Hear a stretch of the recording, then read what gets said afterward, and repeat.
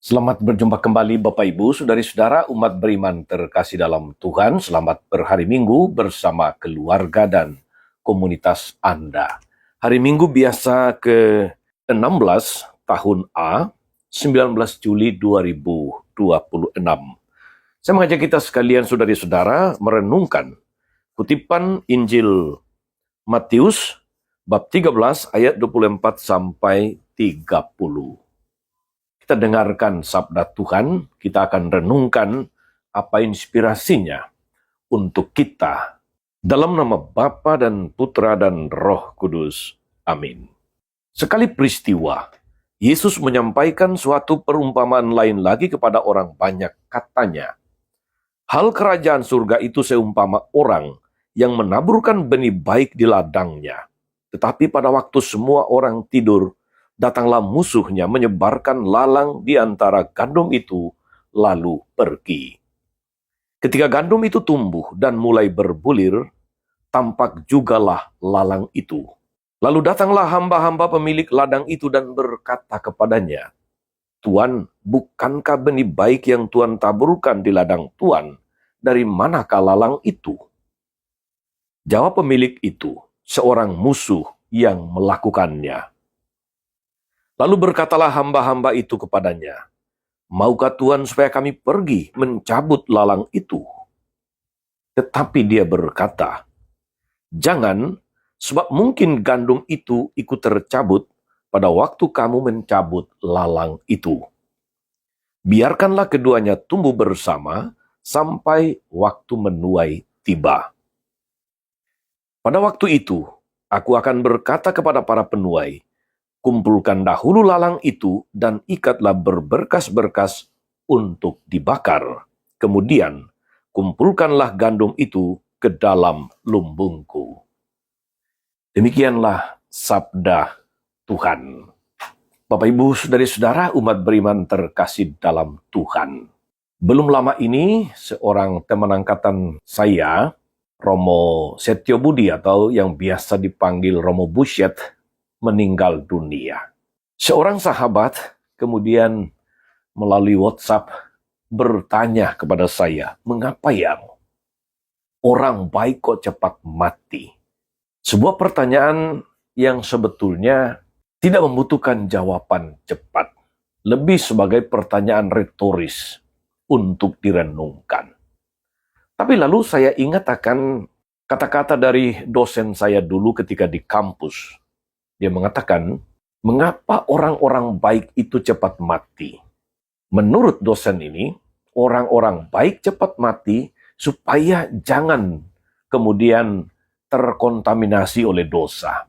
Lalu pertanyaannya adalah, kalau demikian mengapa orang-orang jahat, hidupnya sepertinya baik-baik saja, hidupnya umurnya panjang, mengapa kok tidak dipanggil-panggil? Dan dosen ini mengatakan, orang jahat diberi kesempatan oleh Tuhan supaya mereka punya kesempatan untuk bertobat. Saudari-saudara, umat beriman terkasih dalam Tuhan. Jawaban dosen kami ini merupakan jawaban yang sesungguhnya bercanda, tetapi mengandung kebenaran. Pertanyaan sahabat tadi, mengapa orang baik cepat mati, juga adalah pertanyaan yang seringkali diucapkan, dikatakan oleh kita. Saudari-saudara umat beriman terkasih dalam Tuhan. Yesus ingin menjawab pertanyaan-pertanyaan semacam itu ketika dia menceritakan perumpamaan tentang ilalang yang tumbuh di antara gandum. Arah jawaban Yesus sudah mulai tampak dalam isi perumpamaan itu sendiri. Bagi kebanyakan petani, saudari-saudara, sistem pertanian yang membiarkan rumput bertumbuh bersamaan dengan tanaman itu tidak biasa. Petani yang benar selalu akan membersihkan rumput yang mengganggu pertumbuhan tanaman dan kemudian hasilnya tidak akan maksimal. Segala sesuatu yang bukan tanaman pasti dicabut, pasti disingkirkan supaya tanaman bisa bertumbuh dengan subur dan menghasilkan buah yang banyak. Namun saudari-saudara, dengan mengemukakan perumpamaan yang demikian, Yesus mau menunjukkan kepada kita bagaimana kasih dan kesabaran Allah kepada manusia dengan macam-macam karakter, dengan macam-macam sifat, dengan macam-macam cara hidupnya. Cara kerja petani dalam perumpamaan tadi mencerminkan perlakuan Allah terhadap orang-orang berdosa yang tidak menerima pewartaannya. Yesus tahu persis bahwa di antara para pendengarnya terdapat orang-orang yang tidak menerima pewartaannya. Ketika Yesus ditantang untuk mengusir orang-orang seperti itu, dia keberatan. Waktu untuk memisahkan orang-orang seperti itu, orang-orang yang jahat dan orang-orang yang baik, belum tiba. Saatnya belum tiba. Karena itu biarkan mereka itu tumbuh bersama sampai musim menuai tiba. Pada waktu itu, aku akan berkata kepada para penuai, kumpulkan dahulu lalang itu dan ikatlah berkas-berkas untuk dibakar, kemudian kumpulkan gandum itu ke dalam lumbungku. Saudara-saudara, umat beriman yang terkasih dalam Tuhan, dengan perumpamaan yang disampaikan Yesus ini, kita bisa memahami saudara-saudara mengapa di dalam gereja kita, di dalam lingkungan basis, di dalam paroki kita, hidup bermacam-macam orang. Meskipun mendengarkan firman yang sama, khotbah yang sama, tetapi dalam praktek hidup, orang-orang, umat Allah di lingkungan atau di paroki ternyata berbeda-beda. Ada orang-orang yang baik, ada orang-orang yang jahat. Jangan mengira bahwa semua orang Katolik itu baik. Ada yang baik, hidup benar, ada yang kudus, ada yang saleh, banyak juga yang salah. Ada orang Katolik yang benar-benar menghidupi macam-macam nilai-nilai iman Katolik, tapi tidak sedikit yang menjadi Katolik KTP. Ada orang-orang yang sungguh berusaha menjadi orang-orang yang jujur, yang adil, yang rela berkorban, tapi tidak sedikit juga orang yang mengaku diri sebagai orang-orang Kristiani, tapi hidup bertentangan dengan nilai-nilai ajaran agama yang diajarkan, dengan nilai-nilai iman yang dihayati. Mereka tidak segan-segan membunuh, mereka tidak segan-segan merampok, tidak segan memeras, tidak segan bertindak tidak adil, menipu, memanipulasi, dan lain-lain. Menurut Yesus, saudari-saudara, kedua jenis orang itu dibiarkan hidup bersama-sama. Betapa sabarnya Tuhan kita memberi kesempatan kepada umat, memberi kesempatan kepada manusia untuk bertobat. Bukankah saudara-saudari kalau usulan murid-muridnya supaya mencabut lalang yang tumbuh yang tidak ditaburkan itu berarti atau ada konsekuensi bahwa gandum pun ikut tercabut.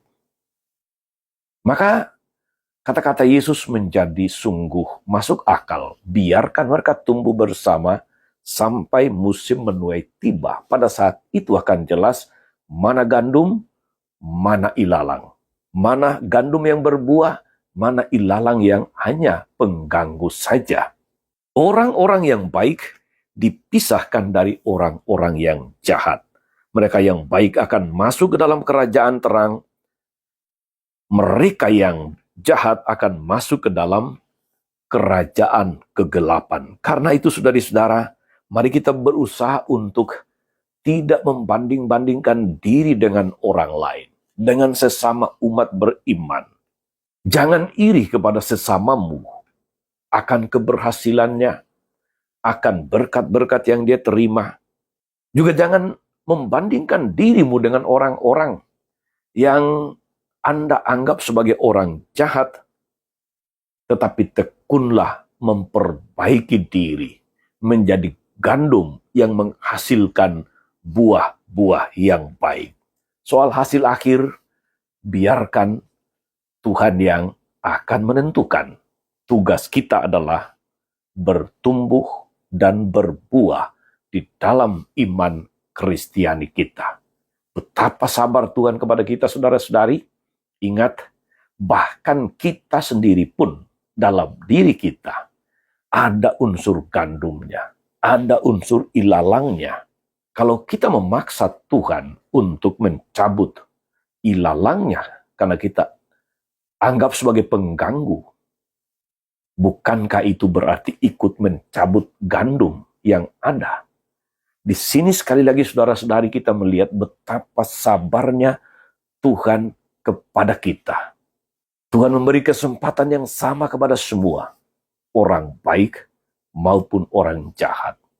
Dia memberi peluang kepada semua, orang baik maupun orang jahat. Tetapi nanti pada musim menuai tiba, segala sesuatu akan dipisahkan. Selamat menjalani hidup saudara-saudari, menjadi gandum-gandum yang akan bertumbuh dengan subur dan menghasilkan buah. Jangan terganggu dengan ilalang-ilalang yang bertumbuh, karena bisa jadi mereka dihadirkan Tuhan sebagai ujian bagi penghayatan iman kita yang baik, yang benar, yang konsisten. Tuhan Yesus memberkati. Amin. Tuhan Yesus Kristus, kami bersyukur atas firman-Mu yang meneguhkan kami betapa sabar, betapa berbelas kasihnya Engkau kepada semua, betapa adilnya Engkau memberi kesempatan kepada kami, manusia, para pengikut-Mu yang seringkali dengan mudah menghakimi, dengan mudah ingin menyingkirkan, dengan mudah ingin menjauhkan orang-orang yang kami anggap jahat, mereka yang kami anggap tidak layak dan pantas. Namun, Engkau memberi kesempatan yang sama. Kuatkan kami agar kami fokus untuk bertumbuh, fokus untuk berbuah, menghasilkan buah-buah kebaikan, sehingga pada akhirnya kami boleh pantas ambil bagian dalam kerajaan terang-Mu, Kau yang hidup dan berkuasa sepanjang segala masa. Amin. Saudari-saudara sekalian, berkat Allah turun atas saudari-saudara, atas mereka yang kita doakan, atau kita janjikan doa. Mereka yang sakit dan menderita segala rencana, karya, dan pelayanan hari ini. Bapa dan Putra dan Roh Kudus. Amin. Tetap sehat, teruslah menjadi berkat.